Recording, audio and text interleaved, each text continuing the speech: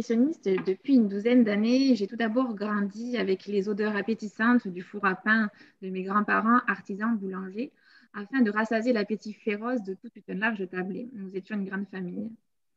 La nutrition et le plaisir ont toujours fait partie de moi et lors des échanges avec mes patients, tout d'abord en gériatrie, en oncologie, en diabétologie et depuis ces dernières années en néphrologie, je me suis enrichie et nourrie de leurs histoires, de leurs expériences, de leurs difficultés, de leurs victoires contre la maladie.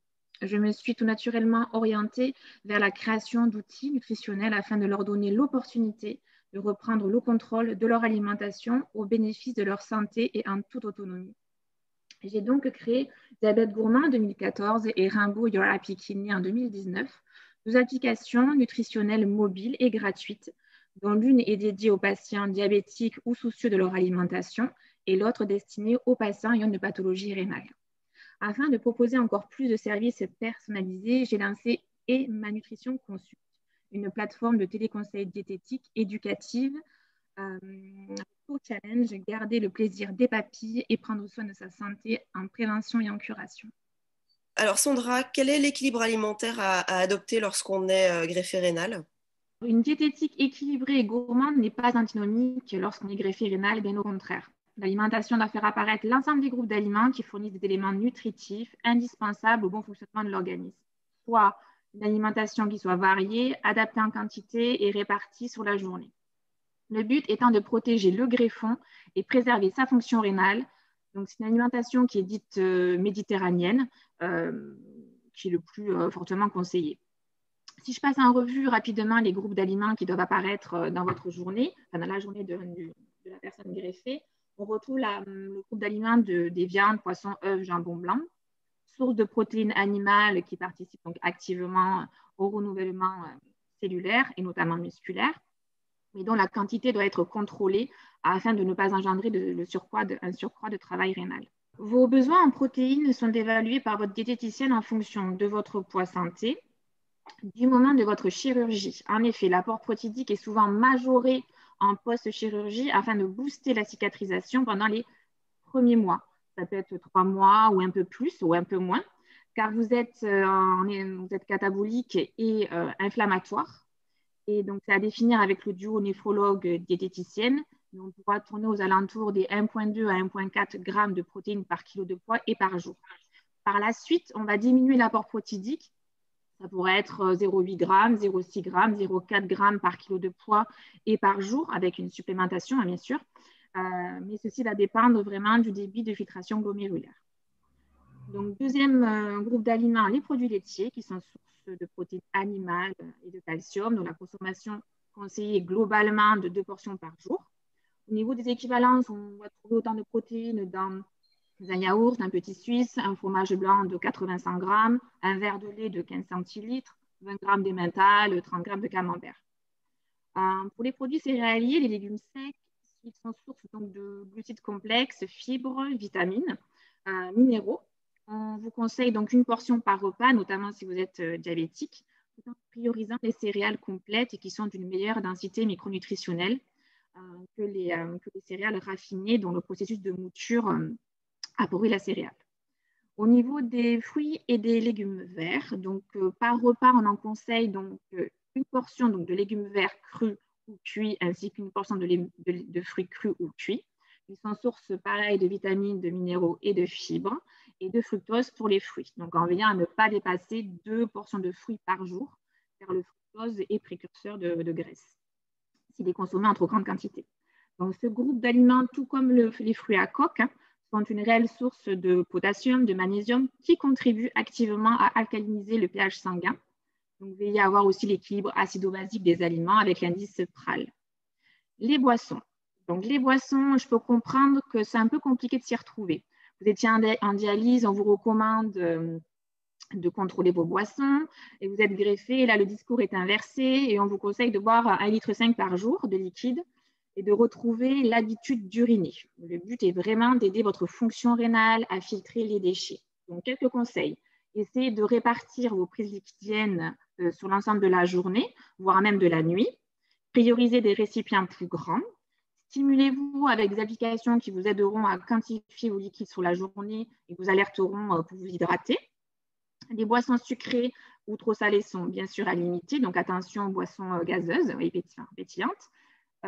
Et évaluer aussi des facteurs environnementaux qui peuvent vraiment jouer et être propices à une déshydratation. La température ambiante, si vous pratiquez une activité physique, si vous partez en vacances dans un pays chaud, bon, on espère bientôt pouvoir y retourner. Si vous avez de la diarrhée, voilà, tout ça doit être vraiment pris en compte et veiller à ne pas vous déshydrater. Les produits sucrés, donc ils sont dépourvus d'intérêt nutritionnel et riches en sucre simple. Ce sont les jus de fruits, les boissons sucrées, les gâteaux, les viennoiseries, les confitures, du commerce, les crèmes dessert. De par votre traitement anti-rejet, pouvant être précurseur de diabète et parfois coupé donc à de la cortisone, même souvent, ce groupe d'aliments répond à la notion de plaisir et doit apparaître dans votre alimentation occasionnellement afin d'éviter toute prise de poids non souhaitée. Donc, sucrer avec modération et limiter les aliments qui sont transformés. Les matières grasses, donc sources d'acides gras essentiels, indispensables car l'organisme ne sait pas les fabriquer. Le but est d'essayer donc d'équilibrer la balance oméga 6, oméga 3 en privilégiant les graisses riches en oméga 3 et en veillant à limiter les graisses dites saturées, donc tout ce qui est charcuterie, viennoiserie, pâtisserie. Essayez de s'orienter vers manger mieux gras. Enfin, le sel. Le but étant d'atteindre 6 grammes de sel par jour, en limitant donc le sel d'ajout à la cuisson à table, en évitant la consommation cumulée d'aliments salés au cours de la même journée, donc tout ce qui est aliments industriels, biscuits apéritifs, certaines charcuteries, conserves à l'huile, etc. Privilégiez l'utilisation des épices, aromates et condiments, des marinades pour assaisonner vos plats, et choisissez les eaux minérales qui est donc un apport en sodium aux alentours des 50 mg par litre. Tout est vraiment dans l'équilibre afin de combiner santé, plaisir et convivialité. Ensuite, il y a l'activité sportive qui doit être adaptée à votre condition physique, soit une trentaine de minutes de marche par jour afin de lutter contre la sédentarité et optimiser votre masse musculaire. Sandra, peux-tu nous dire quels sont les aliments contre-indiqués lors de la prise d'un traitement anti-rejet? Certains aliments peuvent modifier le métabolisme des immunosuppresseurs. Cela dépend de leur niveau d'interaction avec le cytochrome P450. Donc, la liste peut être plus ou moins longue et les informations sont parfois divergentes d'un établissement à un autre, ce qui peut vous amener à une certaine confusion.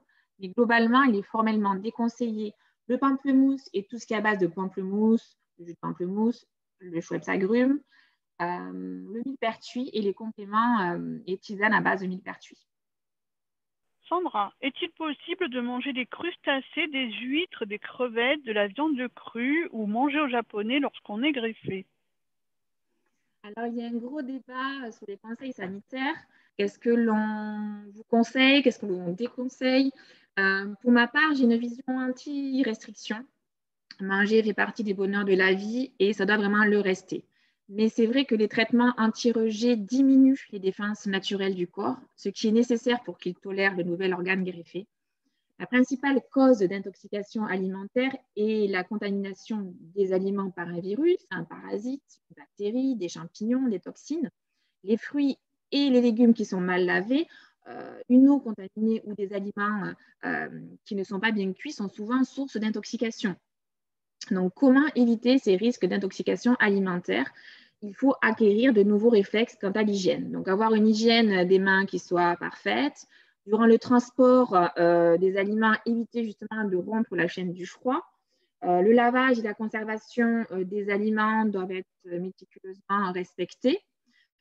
Prêter une attention particulière donc, aux légumes et aux fruits crus, comme je l'ai dit. Veiller à bien cuire la viande, les crustacés, les poissons, les œufs, en faisant attention, par exemple, aux viandes séchées qui ont une certaine technique de conservation assez spécifique.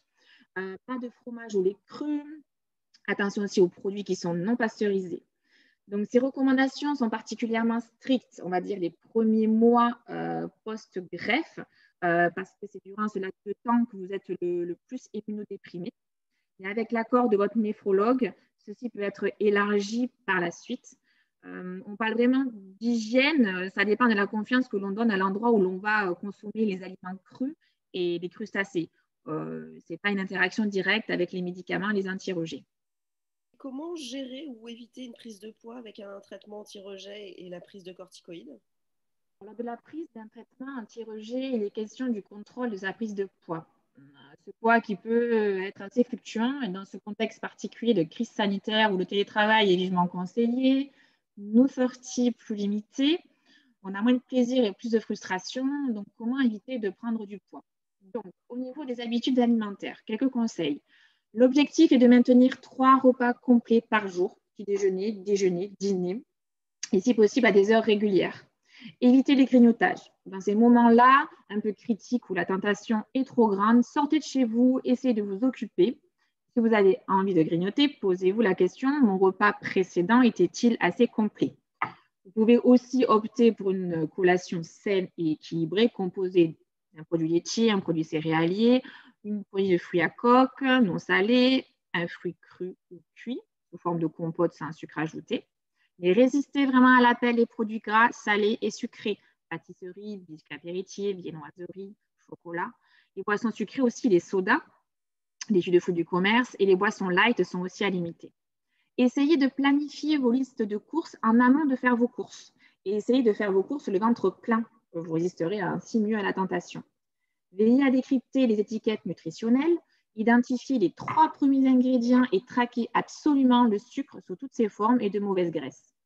Réapprenez à cuisiner simplement avec des produits de saison en mettant à l'honneur les moments de partage en famille. Au quotidien, veillez à augmenter votre niveau d'activité physique, marche, jardinage, ménage.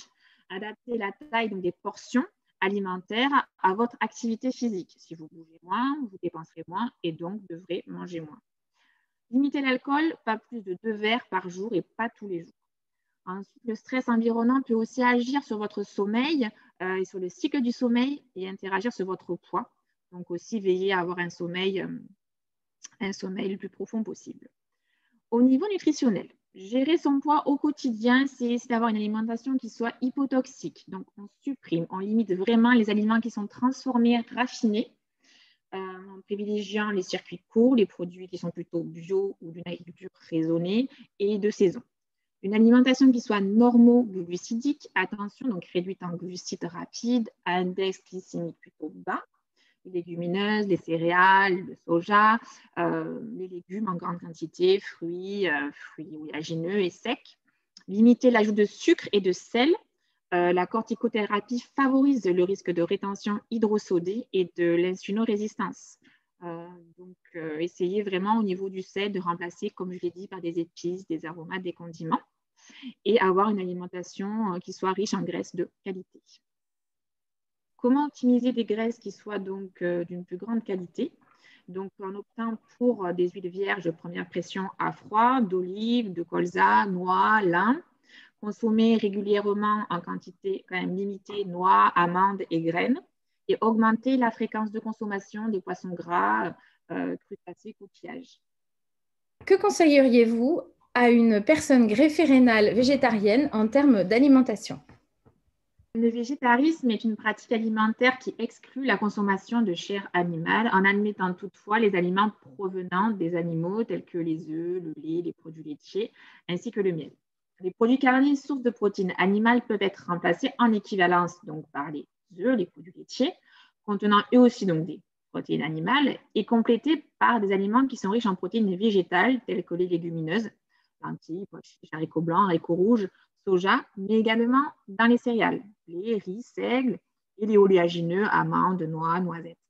À noter que le top 5 des alternatives à la viande est le sétan, le soja, les lentilles, les amandes et le quinoa.